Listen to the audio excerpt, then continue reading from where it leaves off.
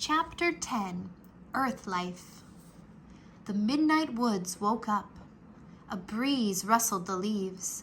An owl hooted. The sounds were soft, but very alive. Jack opened his eyes. He pushed his glasses into place. He smiled. Morgan was still with them. He could see her in the moonlight. Her long white hair was shining. Morgan, can you in the treehouse stay... Sorry, tiny voice. Morgan, can you in the treehouse stay here? Said Annie. In Frog Creek? No, I must leave again, I'm afraid, said Morgan. I've been gone from Camelot for a long time. She handed Jack his pack. She brushed his cheek. Her hand felt soft and cool. A bit of moon dust still on you, she said. Thank you, Jack, for your great love of knowledge. You're welcome, said Jack. Morgan tugged on one of Annie's braids. And thank you, Annie, for your belief in the impossible. You're welcome, said Annie. Go home now, said Morgan. Jack smiled. Home was Earth, that bright, colorful world where everything was alive and always changing. Bye, Morgan, said Annie. She started out of the treehouse. Jack looked back at Morgan. Will you come back soon? He said. Anything can happen, said Morgan. The universe is filled with wonder. The universe is filled with wonders, isn't it, Jack? He smiled and nodded. Go now, Morgan said softly. Jack followed Annie down the rope ladder. He stepped onto the ground. The wind started to blow. The treehouse started to shake. A loud roar filled Jack's ears. He squeezed his eyes shut. He covered his ears. Then everything was silent and still. Jack opened his eyes.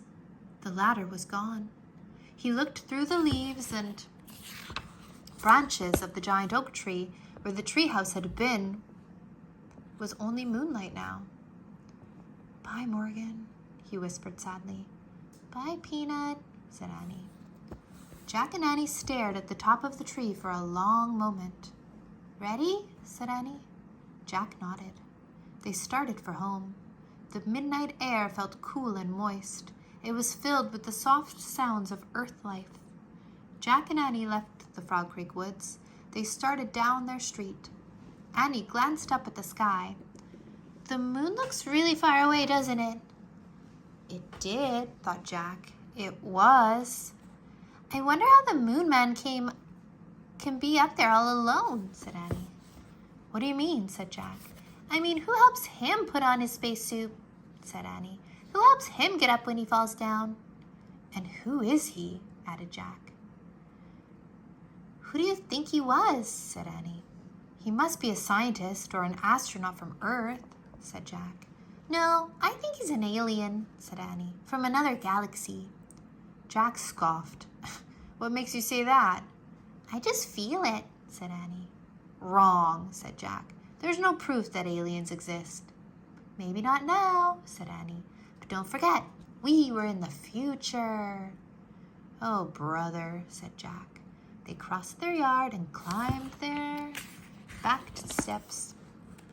Annie tiptoed inside the house. Jack followed her.